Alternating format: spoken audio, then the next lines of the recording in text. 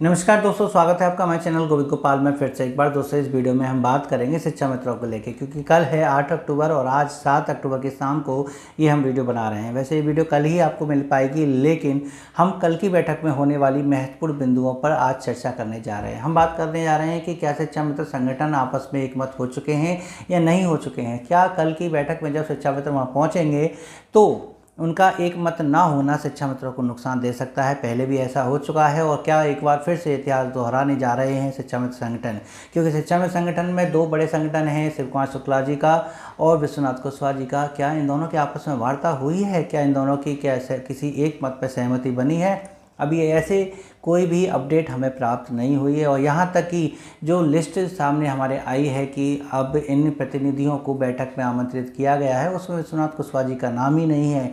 और वहीं विश्वनाथ कुशवाहा जी ने ये पोस्ट लिखकर संदेश भी सभी शिक्षा मित्रों को दिया है कि वो उच्च अधिकारियों से मिल रहे हैं, क्योंकि कल 8 अक्टूबर को होने वाली माननीय शिक्षा मंत्री जी की मीटिंग में वो प्रतिभाग कर सके।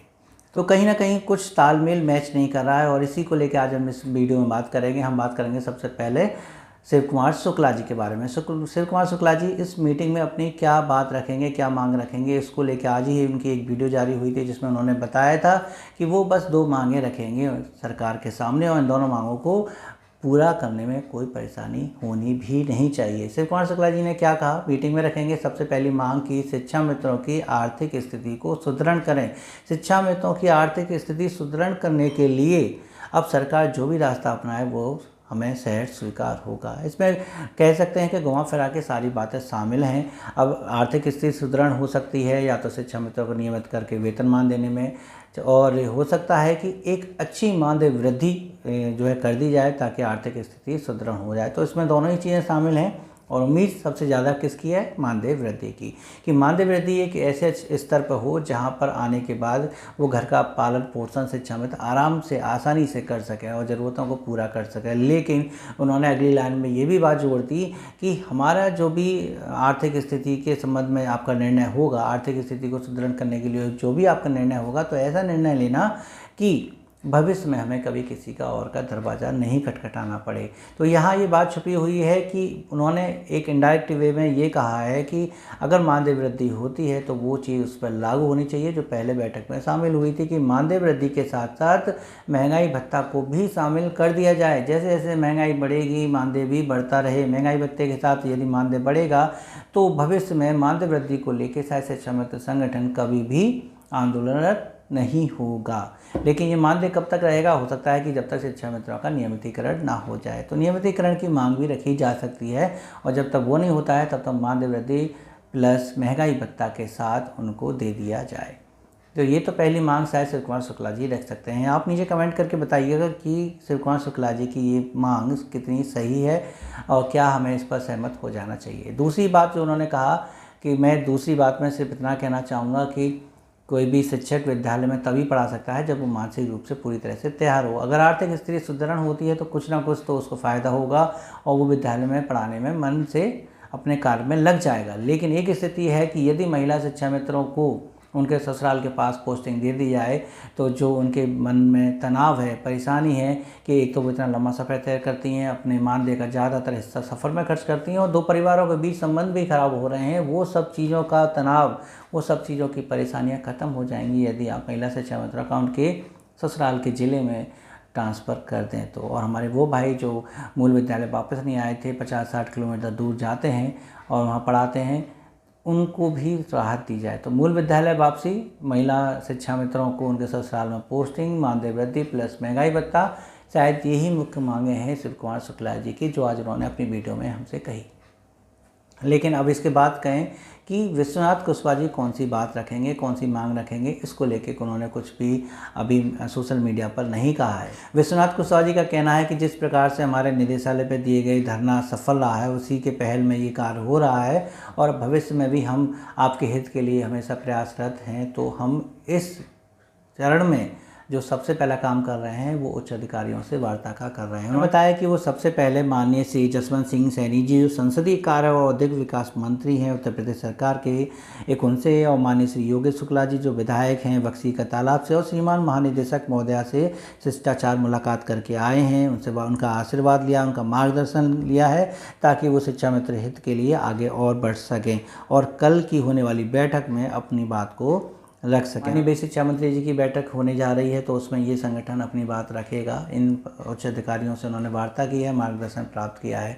तो हम ये जानना चाह रहे हैं कि इको गार्डन में जो धरना हुआ और निदेशालय पर जो धरना हुआ, वहाँ इन दोनों के जो विचार थे एक मत नहीं हुए थे, और अब इस बात पर हम आगे बात नहीं करेंगे कि कौन सा धरना सफल रहा है, कौन सा विफल रहा है, क्योंकि सबकी अपनी पृष्ठभूमि थी, क्या रीजन थे हम पहले ही बता चुके हैं। लेकिन बात ये सोचने की है कि जब इको गार्डन में और निदेशालय में वहाँ पर उस धरने में एक दूसरे की सहमति नहीं बनी, दोनों ने अपने अलग अलग धरने किए, तो क्या वो कल इस बैठक में भी अपने अलग अलग मत रखेंगे? क्या वो ये चाहेंगे कि पूरी बैठक की कार्यशैली का, पूरी बैठक का जो भी निर्णय निकलेगा उसका श्रेय मुझे मिलना चाहिए? ऐसी कोई भावना लेके अगर ये संगठन जाते हैं तो थोड़ा सा दुख हो सकता है कि कुछ गड़बड़ ना हो जाए। सभी से विशेष अनुग्रह है, आग्रह, विनती है कि आम शिक्षा मित्रों की तरफ सोचते हुए, उनके हालातों को ध्यान में रखते हुए, शिक्षा मित्र संगठन के पद को थोड़ा सा अलग रखते हुए एक मत होकर एक बात कहें ताकि शिक्षा मित्रों का जल्द से जल्द कल्याण हो सके। पता चलेगा कल की बैठक में कि दोनों संगठन एक ही साथ क्या बातें करते हैं माननीय बेसिक शिक्षा मंत्री से। तो आपसे विशेष अनुग्रह है, विनती है कि नीचे कमेंट करके हमें जरूर बताइएगा कि क्या दोनों के विचारों में एक समानता आपको दिख रही है या नहीं। अब बात आती है तीसरी सबसे ज़्यादा इम्पोर्टेंट बात, क्योंकि हम बात करेंगे अब अभय कुमार सिंह जी की, जिन्होंने सबसे पहले पहल की थी शिक्षा मित्र उन्नयन संगोष्ठी की। उनके पास MLC जी का फ़ोन आया था और उनके फ़ोन के आदेशानुसार ही जब अभय कुमार सिंह जी ने शिवकुमार शुक्ला जी से और विश्वनाथ कुशवाहा जी से वार्ता की तो उन्होंने तुरंत हाँ कर दी कि हाँ हम शिक्षा मित्र उन्नयन संगोष्ठी करेंगे। और हाँ, इस शिक्षा मित्र उन्नयन संगोष्ठी में जो मुख्य अतिथि हैं माननीय मुख्यमंत्री जी, उनसे इसका समय लिया जाएगा। तो इसकी अभी अपडेट उन्होंने दी है कि माननीय मुख्यमंत्री जी को वो पत्र पहुंच चुका है, उनको प्राप्त हो चुका है और वो सहर्ष इसको स्वीकार भी कर रहे हैं और जल्द ही अपने कीमती समय में से वो समय भी दे देंगे कि वो कब इसमें शामिल होंगे। यानी कि शिक्षा मित्र उन्नयन संगोष्ठी कार्यक्रम होने का लगभग पूर्ण रूप से तय हो चुका है। बस बाकी कसर रह गई है कि माननीय मुख्यमंत्री जी अपनी तारीख दे दें। जैसे ही वो तारीख देंगे तो संभावना भी बढ़ जाएगी कि मन से जो है शिक्षा मित्रों को कुछ घोषणा होगी।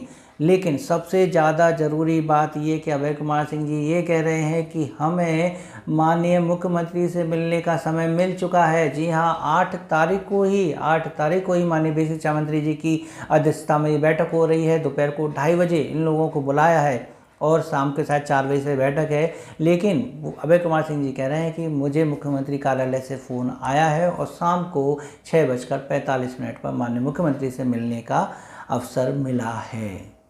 लेकिन जिस प्रकार शिक्षा मित्र उन्नयन संगोष्ठी के लिए अभय कुमार सिंह जी ने शिवकुमार शुक्ला और विश्वनाथ कुशवाहा जी को कॉल की थी, ऐसे इसके लिए किया है नहीं किया है अभी हम नहीं कह सकते हैं कि वो अकेले मिलने जाएंगे या इन दोनों को भी साथ लेके जाएंगे। माननीय मुख्यमंत्री से वार्ता होने के बाद शायद कुछ चीज़ें स्पष्ट पूर्ण रूप से हो जाएंगी कि अगर उन्होंने तारीख दे दी इस कार्यक्रम के लिए तो घोषणा होने ही वाली है, और अगर उन्होंने मांगे रखी और कहा कि हाँ चलिए हम आपकी बात पर विचार करेंगे तो अभी थोड़ा सा और इंतजार करना पड़ सकता है, क्योंकि बैठक होने में और माननीय मुख्यमंत्री से मुलाकात में ज़्यादा अंतर नहीं लिख रहा है, 2 घंटे का 3 घंटे का अंतर है।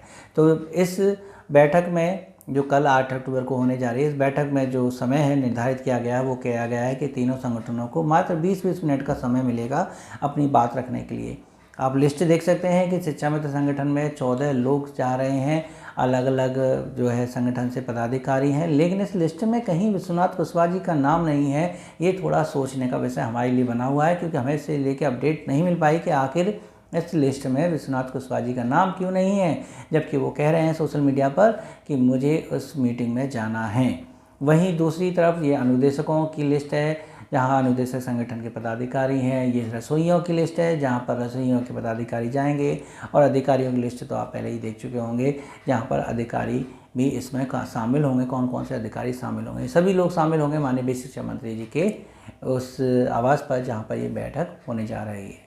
तो देखते हैं कि कल का परिणाम आपके लिए कैसा है।